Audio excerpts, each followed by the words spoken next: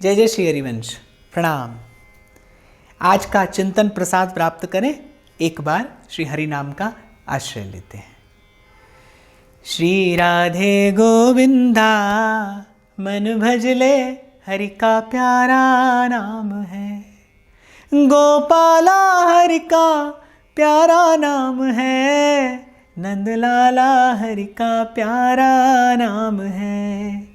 श्री राधे गोविंदा मन भजले, हरि का प्यारा नाम है। गिरधर नागर कहती मीरा, सूर ने श्याम लुभाया, सूर ने श्याम लुभाया। गिरधर नागर कहती मीरा, सूर ने श्याम लुभाया, सूर ने श्याम लुभाया। तुकाराम और नामदेव ने विठ्ठल विठ्ठल गाया, हो विठ्ठल विठ्ठल गाया। श्री राधे गोविंदा मन भजले, हरि का प्यारा नाम है। गोपाला हरि का प्यारा नाम है, नंदलाला हरि का प्यारा नाम है। श्री राधे राधे गोविंद गोविंद राधे, श्री राधे राधे गोविंद गोविंद राधे, गोविंद राधे गोपाल राधे, गोविंद राधे गोपाल राधे।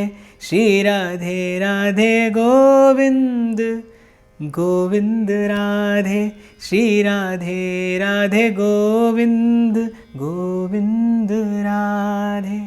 श्री सद्गुरु चरणारविंदो जयति।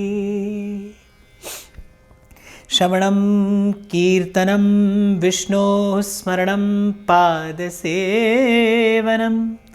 अर्चनं वन्दनं दास्यं सख्यम् आत्मनिवेदनम्। आपको स्मरण हो तो इसी चिंतन में मैंने एक भाव आपसे निवेदन किया कि भगवान एक ही संबंध स्वीकार करते हैं, संबंध। और कल मैंने कहा था यदि सतत स्मरण संभव है तो वो केवल संबंध से संभव है। सहज स्मरण यदि संभव है तो वो संबंध से संभव है, क्योंकि ये ज्ञान भी है, ये मनोविज्ञान भी है। आप देखें तो आप पाएंगे जिससे संबंध है उसी की ही स्मृति है। वो कटु हो, मधुर हो, कैसी भी हो, पर स्मृति उसी की है जिससे मन ने अपना संबंध माना है। एक और बात, संबंध कौन सा? जो मन स्वीकार करे। संबंध वही स्थिर है जिसे मन स्वीकार कर ले। केवल तन का संबंध नहीं, मन का संबंध। बिल्कुल ठीक ऐसे ही प्रभु का सतत भजन, प्रभु का सतत स्मरण तभी संभव है जब मन प्रभु से संबंध स्वीकार कर ले। अच्छा, यहाँ एक और बात मैं कहूँगा कि मन को केवल प्रभु से संबंध स्वीकार करना है, बनाना नहीं है। संसार में तो संबंध बनाने पड़ते हैं, बनाने में बड़ा प्रयास करना पड़ता है, परिश्रम करता है, फिर उनको निभाना पड़ता है। संसार में संबंध बनाना भी पड़ता है, फिर उसको निभाना भी पड़ता है, और यदि कुछ ऊंच नीच हो जाए तो फिर उससे पिंड छुड़ाना भी पड़ता है। तो संसार में तो भाई बड़ा क्लेश है। तो प्रभु से संबंध बनाना नहीं है, प्रभु से तो संबंध है ही। और देखा जाए, विचार किया जाए तो केवल प्रभु से ही संबंध है। ये जो उर अंतर है, ये जो आप और मैं है, जो आपका मेरा विशुद्ध स्वरूप है, जो आप और मैं हैं, ये जो मैं है, इस मैं का संबंध केवल प्रभु से ही है और किसी से नहीं। इसलिए प्रभु से संबंध बनाना नहीं है, प्रभु से तो संबंध है, प्रभु से केवल संबंध को स्वीकार करना है। ये एक सूक्ष्म चिंतन है, इसको चिंतन की आवश्यकता है कि आपको मुझे भगवान से कोई नवीन संबंध बनाना नहीं है। भगवान से तो संबंध है जन्म जन्म का नाता, जन्म जन्म का संबंध प्रभु से है। केवल मन को स्वीकार करना है, केवल मन मान ले। जैसे एक कन्या का विवाह होता है, वो जिस घर में जाती है सब संबंधों को स्वीकार कर लेती है, पति के नाते वो सब संबंधों को स्वीकार कर लेती है, और स्वीकार करते ही संबंध अपने हो जाते हैं। मन माने की ही तो बात है। जाको है जासो मन मान्यो, सो है ताके हाथ बिकान्यो। मानना ही तो है। केवल मन स्वीकार कर ले कि मेरा संबंध है, मन के संबंध स्वीकार करते ही सुख दुख की अनुभूति होने लगती है, कटु मधुर सब अनुभव में आने लगता है। तो जैसा मैंने कहा, संसार में तो पहले संबंध बनाओ, फिर निभाओ, फिर हाथ छुड़ाओ, बहुत झंझट है। पर प्रभु से तो केवल संबंध को स्वीकार करना है, मान लेना है, मान लेना है। हम तुम्हारे थे प्रभु जी, हम तुम्हारे हैं, हम तुम्हारे ही रहेंगे, ओ मेरे प्रियतम। तुम हमारे थे प्रभु जी, तुम हमारे हो, तुम हमारे ही रहोगे, ओ मेरे प्रियतम। और मैं कहूँगा ये भाव बिल्कुल एक मणि दीपक के जैसा है। इस भाव का दीपक जलते ही भीतर का सारा अंधेरा समाप्त हो जाता है। जैसे ही जीव को प्रभु से अपने संबंध की स्मृति होती है, उसका उत्साह, उसका उल्लास, उसका ओज तेज, उसके जीवन का आनंद, मैं तो कहता हूँ उसके जीवन का स्वरूप ही बदल जाता है। जैसे श्री हनुमान जी को जब श्री जाम्बवान जी ने उनकी शक्ति का स्मरण कराया, हनुमान जी के पास शक्ति तो थी, लेकिन किसी ऋषि के किसी वाक्य के कारण श्री हनुमान जी अपनी ही शक्ति को भूल गए थे। श्री जाम्बवान जी ने केवल श्री हनुमान जी को उनकी शक्ति का स्मरण करा दिया। शक्ति का स्मरण होते ही हनुमान जी को लगा कि अरे 100 योजन का समुद्र है, ये गया और मैं ये आया। और हनुमान जी ने वैसा किया भी, लेकर आए जगदम्बा जानकी का पता, प्रभु की सेवा की, केवल अपनी शक्ति का स्मरण कर लेने मात्र से ये सब हुआ। जाम्बवान जी ने स्मरण कराया। ऐसे ही जो प्रभु के साथ संबंध है, प्रभु के साथ जो संबंध है, मैं कहता हूँ ये जीव की शक्ति भी है और यही जीव की भक्ति भी है। प्रभु से अपने संबंध की स्मृति ही भक्ति है। तो ये जो भगवान से संबंध है, इसको बनाना नहीं है, इसको केवल मानना है। संत की बात मान जाइए।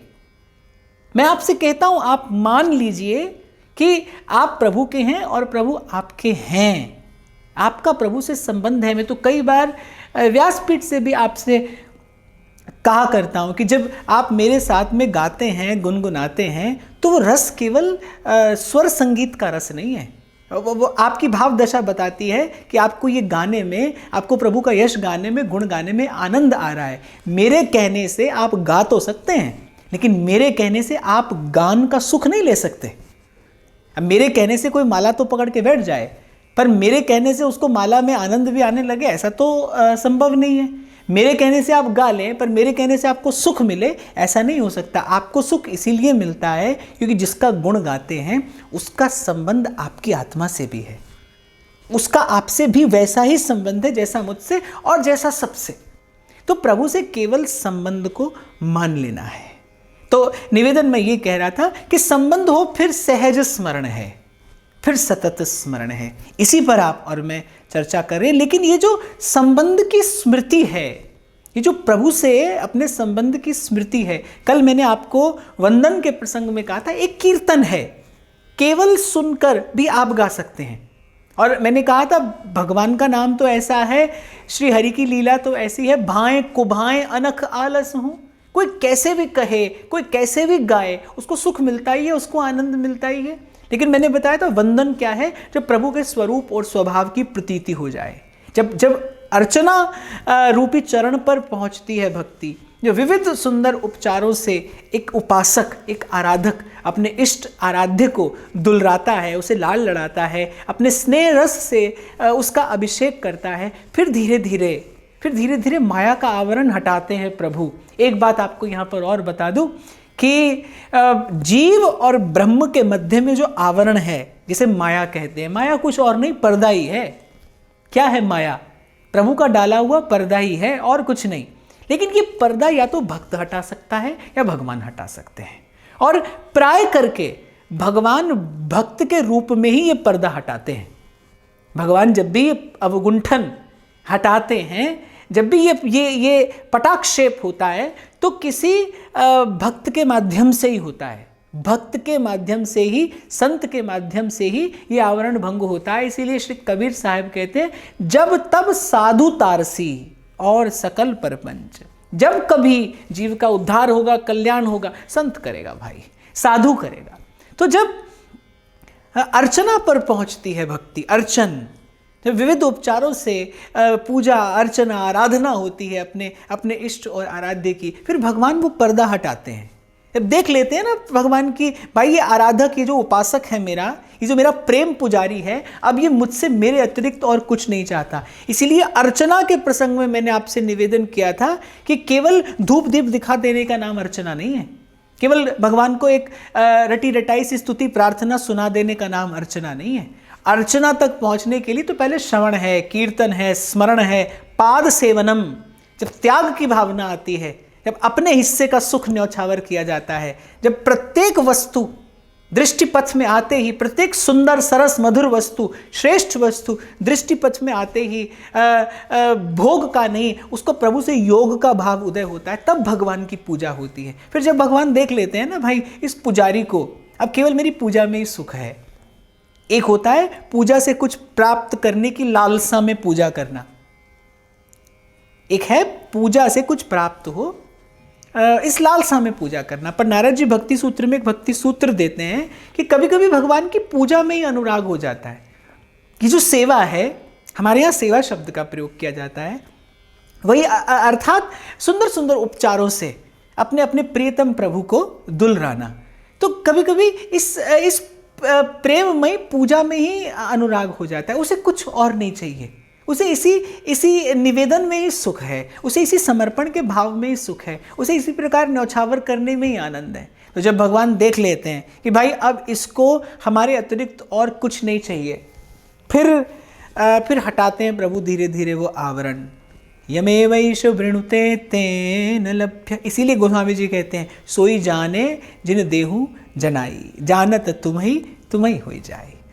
और जब हटाते हैं प्रभु वो आवरण और प्रभु के स्वरूप और स्वभाव की जीव को प्रतीति होती है, जब आत्मा के स्तर पर अनुभव होता है, जिसे आत्मानुभव कहते हैं। एक अनुभव मन के धरातल पर होता है, हुआ और गया, एक क्षण को बड़ा आनंद हुआ, फिर वहीं के वहीं, फिर वैसे के वैसे। फिर एक अनुभव बुद्धि करती है, वो थोड़ा गहरा होता है, लेकिन उसमें भी बहुत क्यों क्या कैसे प्रश्न होते हैं। आप भी कभी इसका अनुभव करते होंगे कि कभी कभी आपको एक अनुभव होता है, उस क्षण तो बड़ा आनंद होता है, लेकिन कुछ देर के बाद आपको लगता है कि क्या ये सत्य था, क्या ऐसा हो सकता है, नहीं ऐसा नहीं हुआ होगा, कुछ और होगा, ये मेरा मति भ्रम भी हो सकता है, और बस आप उस अनुभव के सुख से दूर हो जाते हैं। ये बुद्धि के स्तर का अनुभव है। तो ये कुछ प्रगाढ़ तो है, लेकिन इसमें भी क्यों क्या कैसे है, इसमें भी बुद्धि, क्योंकि बुद्धि तर्क उपस्थित करती है। यदि मन विवेकवान हो जाए, मन विवेक युक्त विचार करने लगे, बुद्धि श्रद्धा युक्त हो जाए, फिर तीसरा जो धरातल है वो चित्त का धरातल है। ये और गहरा है, ये और गहरा है। यहाँ तक आने तक बड़े सारे अनर्थ दूर हो जाते हैं। यहाँ तक आने तक भाव में एक गहनता, एक गंभीरता और एक श्रेष्ठता आ जाती है। किंतु यहाँ भी अभी कुछ कसर रह जाती है, कुछ काल के साधन के पश्चात। लेकिन यहाँ तक आने के बाद एक साधक एक गंभीर साधक हो जाता है। इसमें कोई अतिशयोक्ति नहीं है, इसमें कोई संशय नहीं है। चित्त के धरातल तक आने तक एक साधक एक गंभीर साधक हो जाता है। कुछ द्वंद्व उसे तब भी विचलित करने का प्रयास कर सकते हैं, पर गुरु कृपा से यदि कोई साधन में लगा रहे, गुरु कृपा से कोई भजन में लगा रहे, तो इस अवस्था को पार करके भी फिर अंतिम स्थिति है आत्मानुभव। जब कबीर कहते हैं, कहत कबीर सुनो भाई साधो, मन का संशय भागा, माई नाम रंग लागा, राम रंग लागा। जब तन मन प्राण भावमय हो जाते हैं, नाममय हो जाते हैं, रूपमय हो जाते हैं, जैसे रैदास जी महाराज कहते हैं, मैं अपना मन हरि सो जोरो, हरि सो जोर सवन सो तोरो मोह मन क्रम बचन तुम्हारी आशा ऐसी भक्ति करे रैदासा। जब खबर पड़ जाती है जीव को कि भाई यही मेरा विश्राम है, यही वो स्थान है जहाँ पर मुझे तृप्ति मिल सकती है, यही वो वस्तु है जिसे ये जीव आत्मा जन्म जन्मांतर से खोज रही है। यहाँ पर आने के बाद भरोसा हो जाता है, सुदृढ़ विश्वास हो जाता है कि बस अब यही विश्राम है, यही गंतव्य है, यही लक्ष्य है। तो श्रवण, कीर्तन, स्मरण, फिर पाद सेवनम, अर्चनम, वंदनम। जब प्रभु के स्वरूप और स्वभाव की प्रतीति होती है, फिर जीव गाता है, फिर गाता है, लेकिन फिर वो जो गाता है वो उसको स्वयं को भी सुख देता है और सारा अस्तित्व सुखी होता है। कल विराम के क्षणों में मैंने यही कहा था कि जब आप और मैं कृष्ण कहते हैं तो आपको मुझे सुख मिलता है, लेकिन जब मीरा कृष्ण कहती हैं, जब तुलसी राम कहते हैं, जब कबीर राम कहते हैं, तो ये सारा अस्तित्व गुंजायमान होता है। कबीर के शब्दों में वो अनहद का नाद गूंज रहा है, सदा गूंजता रहेगा। मीरा जब श्री कृष्ण का यश, श्री कृष्ण का गुण गाती हैं तो झंकृत होता है उनके शब्दों में वो कृष्ण प्रेम। जड़ से जड़ हृदय भी, पाषाण हृदय भी यदि सेवन करता रहे उन शब्दों का, तो उसे निश्चित रूप से उन शब्दों में छिपे उस तत्व की, उस कृष्ण प्रेम की प्राप्ति हो सकती नहीं, होती है। मैं तो कई बार कहता हूँ, जब तुलसी गाते हैं ना, श्री राम चंद्र कृपालु भज मन हरण भव भय दारुणम नव कंज लोचन कंज मुख कर कंज पद कंजारुणम श्री राम चंद्र कृपालु भज मन। ये प्रतीत युक्त वंदन है, ये प्रतीत युक्त कीर्तन है। इसका अमिट प्रभाव है, अमित प्रभाव भी है और अमिट प्रभाव भी है।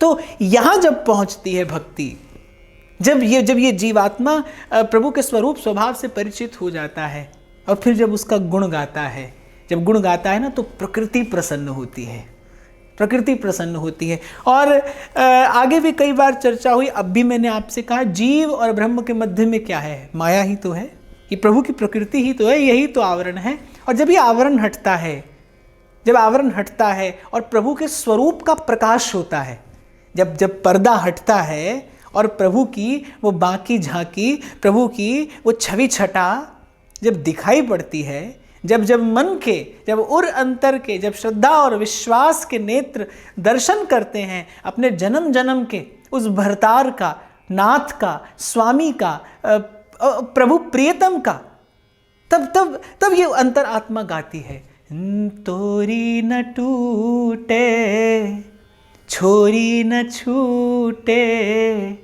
ऐसी माधो खिंच तनी म्यों लालन स्यों प्रीत बनी म्यों लालन स्यों प्रीत बनी। तो जब देखता है ना ये जीव पहली बार किंचित झलक अपने प्रभु की पाता है, प्रभु ही जब आवरण हटाते हैं और प्रभु के उस स्वरूप का प्रकाश होता है। प्रभु के स्वरूप में भी प्रकाश है, प्रभु के स्वभाव में भी प्रकाश है। प्रभु का प्रत्येक गुण जो है, प्रभु का नाम प्रकाशमय है, प्रभु का रूप भी प्रकाशमय है, प्रभु की लीला भी प्रकाशमय है, प्रभु का धाम भी प्रकाशमय है, आनंदमय है, सच्चिद आनंदमय प्रभु का नाम, रूप, लीला और धाम है। तो जब प्रभु के स्वरूप का प्रकाश होता है, जैसा मैंने कहा, प्रभु प्रतीति कराते हैं अपने स्वरूप की, अपने स्वभाव की, परिचय कराते हैं, हटाते हैं वो आवरण जब जीव के नेत्रों के आगे से, और जब वो झलक मिलती है, फिर उस स्वरूप के प्रकाश में, उस स्वरूप के प्रकाश में जीव को अपने स्वरूप का परिचय होता है। इसे ही वेदांत आत्म साक्षात्कार कहता है। आप देखो, जो लोग निर्गुण ब्रह्म का ध्यान करते हैं या जो योग के मार्ग से साधना के पथ पर आगे बढ़ते हैं, वो भी या तो भ्रिकुटी के मध्य में किसी ज्योति का ध्यान करते हैं या फिर किसी नाद का अनुसरण, किसी ध्वनि का अनुसरण करते हैं। भक्त जिस ज्योति का ध्यान करता है, वो ज्योति उसके प्रभु के चरणों की नख चंद्र चंद्रिका है। भक्त जिस ध्वनि का अनुसरण करता है ना, हम सौभाग्यशाली हैं। हम सौभाग्यशाली हैं कि हमें जिस ध्वनि का अनुसरण करने का सौभाग्य मिला है प्रभु की कृपा से, वो ध्वनि कुछ और नहीं, वही वंशी की ध्वनि है। वंशी के स्वरनाद से टेरो, मधुर तान से मुझे पुकारो, राधा कृष्ण गोविंद हरि हर, मुरली मनोहर नाम तिहारो। तो एक योगी जो एक वेदांती है, वो किसी ब्रह्म ज्योति का ध्यान करता है, खूब करे। वो किसी नाद का अनुसरण करता है, वो भी खूब करे। पर हमारे तो भक्त कहते हैं, नारायण स्वामी कहते हैं कि चाहे तू योग कर और भ्रिकुटी मध्य ध्यान धर, और चाहे नाम रूप मिथ्या जान के विचार ले, और कुछ भी कर भाई। जोलो तो है नंद को कुमार नहीं दृष्टि पर्यो, तोलो तू भले बैठ ब्रह्म को विचार ले। हम तो जिस ज्योति का ध्यान करते हैं वो उस सांवरे सलोने के चरणों की नख ज्योति है, उसकी नख चंद्र चंद्रिका है। हम जिस ध्वनि का अनुसरण करते हैं वो ध्वनि वो वंशी की ध्वनि है। ये जितनी संतों की वाणियाँ हैं, ये श्री कृष्ण की वंशी की ध्वनि ही है, ये कुछ और नहीं है। वंशी ने क्या किया, वंशी की ध्वनि ने क्या किया था? गोपांगनाओं को संसार से उठाया, श्री कृष्ण के चरणों में पहुंचाया। संतों की वाणी क्या करती है? संसार से उठाती है और जीव को प्रभु के चरणों तक पहुंचाती है। तो ये संतों की जितनी वाणियां हैं, ये शब्द हैं, ये वंशी की ही ध्वनि है। इन सब के रूप में, इन सब के रूप में वही बोलता है, वही बोल रहा है। इसीलिए हरि हरिवंश भेद नहीं हुई, इसीलिए संत और भगवंत में भेद नहीं है। भक्त के मुख से भगवान ही बोलते हैं। भक्त जो कहता है वो प्रभु का ही वाक्य है। भक्त जो करता है वो प्रभु की लीला है। भक्त जो सोचता है वो प्रभु का ही संकल्प है। तो जब आत्म साक्षात्कार होता है, जब आत्म परिचय प्राप्त होता है, जब पता चलता है, इसीलिए मैंने कहा आत्म अनुभव, ये मन का अनुभव नहीं होता, ये बुद्धि का अनुभव नहीं है, ये चित्त का भी, ये चित्त का भी अनुभव नहीं है, ये आत्म अनुभव है। जब आत्मा को अनुभव होता है कि भाई मैं हूं कौन, मैं हूं कौन। जितने प्रश्न हैं वो इसी एक प्रश्न के चारों तरफ तो घूमते कि मैं कौन हूं, कहां से आया हूं, यहां क्यों आया हूं और कहां मुझे जाना है। अध्यात्म जगत के सब प्रश्न बस इसी के आसपास आपको मिलेंगे। मैं कौन हूं, इस प्रश्न का उत्तर मिलता है प्रभु के स्वरूप प्रकाश में। तो प्रभु के स्वरूप और स्वभाव के प्रकाश में वो जो आत्म साक्षात्कार होता है, वो जो आत्म अनुभव होता है, वो जो जीव को अपने स्वरूप से परिचय प्राप्त होता है, वो परिचय क्या है? ओ प्रभु जी तुम स्वामी हम दासा, प्रभु जी तुम स्वामी हम दासा, ऐसी भक्ति करे रैदासा, ऐसी भक्ति करे रैदासा। जीव कृष्णेर नित्य दास। जीव का विशुद्ध स्वरूप क्या है? कि वो श्री कृष्ण का नित्य दास है, वो श्री कृष्ण का नित्य सेवक है। अच्छा, एक बात यहाँ मैं और निवेदन करूँगा, इसे बहुत ध्यान से समझने का प्रयास करिएगा कि जीव भगवान का नित्य दास है। भगवान अर्थात सत्य चित्त आनंद, नित्य आनंद, नवीन आनंद, अखंड आनंद, अनंत आनंद, ये भगवान का स्वरूप है। तो जब अखंड आनंद से, नित्य आनंद से, नवीन आनंद से, अनंत आनंद से जब संबंध बनता है ना जीव का, तो जीव को भी उसी नित्य अखंड अनंत आनंद की प्राप्ति होती है। और यद्यपि दास शब्द जो है ना, संसार में तो दास शब्द जो है वो बड़ा पीड़ादायी है, पराधीन सुपने वो सुख नाई।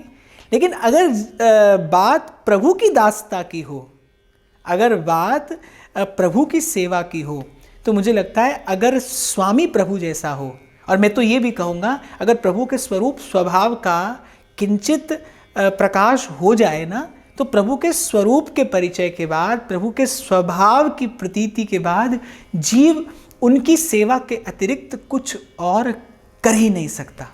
उमा राम स्वभाव जिन जाना, ताहि भजन तज भाव न आना। जैसे एक व्यक्ति है, उसको देखकर मन करता है कि भाई हमसे बोले, हमसे बतलाए, हम इसके पास जाएं, इससे कुछ संबंध हो। वो बड़ा प्रियदर्शी है, वो बड़ा प्रिय भाषी भी है, अनेक प्रिय गुणों से संपन्न है। तो इच्छा होती है ना कि उससे कोई संपर्क बने, उससे कोई संबंध बने।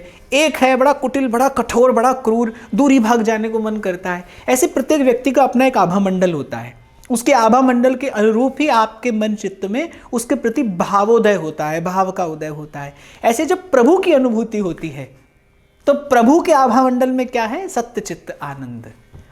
और सरल करके मैं कहूँ, यदि ये ज्ञानियों किसी भाषा ना कह के अगर आपकी मेरी भाषा में कहूँ, तो प्रभु को देखते ही प्रभु पर प्यार आता है, प्रेम उमड़ता है प्रभु को देखकर। और प्रेम की अभिव्यक्ति कैसे होती है? सेवा से। जिससे आप प्रेम करेंगे ना, उसे सब सुख देना चाहेंगे। जिससे आपका प्रेम होगा, आपके मन की इच्छा होगी कि मेरे हिस्से का सुख भी इसे दिया जाए, इसके हिस्से की पीड़ा मेरे पास आए, मेरे हिस्से का सुख इसके पास जाए। रोम रोम से उसकी सेवा करने की इच्छा होती है, उसे सुख देने का भाव आता है, जिससे प्रेम होता है। तो प्रभु का जब स्वरूप प्रकाशित होता है, जब वो माया का आवरण हटता है और उस प्रकाश में जब जीव अपना स्वरूप देखता है, तो उसे खबर पड़ती है कि मैं तो प्रभु का नित्य सेवक हूँ, मैं प्रभु का नित्य दास हूँ। और फिर प्रभु का स्वरूप भी ऐसा है कि उनको देखकर इच्छा होती है, उनको देखकर मन होता है कि रोम रोम से इनकी सेवा की जाए, दुलराया जाए, इन पर न्यौछावर हो जाया जाए। भोली सखी कहती है ना, भव सुख तुम पे वारो, नख से लेकर शिक तक। प्रभु का दर्शन करिए, आपके मन में क्या भाव आएगा? हो तेरी मंद मंद मुस्कनिया पे, तेरी तिरछी सी चितवनिया पे, तेरी मोर मुकुट लटकनिया पे, तेरी पायल की पैजनिया पे, बलिहार प्यारे जू, मैं बलिहार प्यारे जू। कह देना तो बड़ा सरल है कि हम प्रभु के दास हैं, पर ये जो दास्य है, ये 6 सोपान पार करने के बाद, श्रवणम कीर्तनम विष्णु स्मरणम पाद सेवनम अर्चनम वंदनम, ये 6 सोपान पार करने के बाद जो 7वां चरण है, ये जो स्थिति है, तब आकर जीव वस्तुतः प्रभु का दास कहलाने योग्य होता है। क्योंकि वो जान चुका है, यही मेरा घर है, यही मुझे रहना है, यही मेरा परम विश्राम है, मुझे अपने स्वामी की सेवा में ही परम सुख है। पहले भी मैंने आपसे कहा, प्रेम ही आत्मा का परम विश्राम है। और प्रेम अर्थात जो स्वप्न में भी लेना नहीं जानता, जो देना ही देना जानता है। इसीलिए संसार की दासता कुछ और है, संसार का दास होना कुछ और है, प्रभु का दास होना कुछ और है। प्रभु के दास की महिमा क्या है, प्रभु के दास की गरिमा क्या है?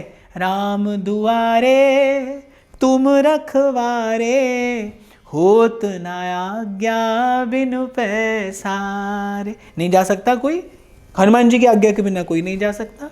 और यहाँ हमारे निभृत निकुंज की सीमा में तो ध्रुवदास जी कहते हैं, प्रथम सखियन की कृपा मनाऊं, तब या रस को किन का पाऊं। श्री युगल सरकार तो अपनी सहचरियों की इच्छा के अधीन है। सहचरियों की कृपा किसी पर हो तब वो युगल का कृपा प्रसाद का कोई कण प्राप्त करे। प्रथम सखियन की कृपा मनाऊं, तब या रस को किन का पाऊं। सखियन शरण भाव धरि आवे, तब या रस के स्वाद पावे। तो प्रभु का दास होना कुछ और है। प्रभु के दास होने में कोई और सुख है, कोई विलक्षण सुख है, कोई अनिर्वचनीय आनंद है। और मैं फिर कह रहा हूँ, कि 600 पान पार करने के बाद तब ये दास्य का भाव मन में आता है। वो सेवा का सुख, वो जो अंतरात्मा पाती है, वो इसी भाव के आधार पर पाती है। तो श्रवण से कीर्तन, कीर्तन से स्मरण, स्मरण से पाद सेवनम, और फिर उस सेवा से जो त्याग की भावना का उदय होता है, उस त्याग की भावना से युक्त होकर प्रेम देव का अर्चन, फिर प्रभु की प्रतीत युक्त होकर प्रभु की महिमा का गान, ये है प्रभु का वंदन। और इन सारे गुणों से संपन्न होता है प्रभु का सेवक। और फिर प्रभु का सेवक जो है, मुझे तो ऐसा लगता है कि इस संसार में, इस अस्तित्व में अगर कोई एक संबंध है ना जो काल से अछूता है, माया जिसका स्पर्श नहीं करती, तो वो भगवान और भक्त का ही संबंध है। तो प्रभु रूपी स्वामी और भक्त रूपी सेवक। और महाराज वाणी में कहते हैं, मेरे राम राय तू संता का संत तेरे। और अगर कोई निर्भय है तो प्रभु का सेवक निर्भय है। तेरे सेवक को पौ किछ नाही, जमुना आवे नेरे। मेरे राम राय तू संता का संत तेरे। और मेरे श्री गोस्वामी जी तो कहते हैं कि राम सदा सेवक रुचि राखी। प्रभु सदा अपने सेवक की इच्छा के अनुसार ही अपनी प्रत्येक लीला करते हैं। दास दुखी तो हरि दुखी, आदि अंत तिहु काल, और पलक एक में प्रकट है, छिन में करत निहाल। प्रभु का भक्त दुखी तो फिर प्रभु दुखी, भक्त सुखी तो प्रभु सुखी, सेवक सुखी तो स्वामी सुखी। तो ये सेवक स्वामी का संबंध, ये सेवक स्वामी का संबंध विलक्षण है, ये अद्वितीय है। इससे प्राप्त होने वाला सुख अनिर्वचनीय है। और भक्ति के 6 सोपान पार करने के बाद इस 7वें सोपान पर पहुंचकर जब ये दास्य भक्ति जीवन में स्थिर होती है, तब कैसा दर्शन होता है, कैसा दर्शन होता है प्रभु के दास का। निष्कामी निर्मल दशा, नित चरणन की आस। जब निष्काम, निर्मल और सेवक के मन में सदा स्वामी के चरणों की सेवा की लालसा, तीरथ इच्छा ता करें कब आवे वैदास। कबीर साहब तो कहते हैं कि प्रभु के दास के चरण स्पर्श की इच्छा तीर्थ करते हैं। और तीर्थ तीर्थ होता भी है प्रभु के दास की चरण रज का संस्पर्श पाकर ही। ये धरा, ये वसुंधरा सौभाग्यवती होती है प्रभु के दास का, प्रभु के भक्त का, प्रभु के सेवक का चरण स्पर्श प्राप्त करके। चिंतन करिएगा। श्री हरिवंश। प्रणाम।